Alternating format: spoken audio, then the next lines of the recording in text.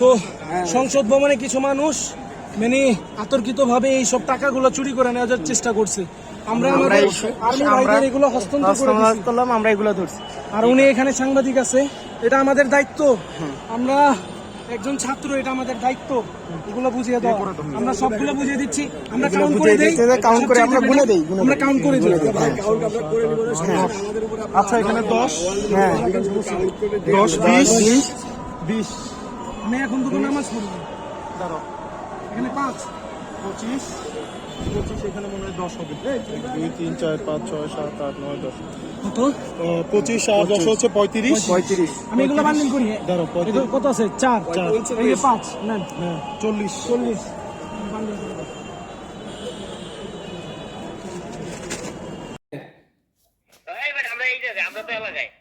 এলাকায় কি করস?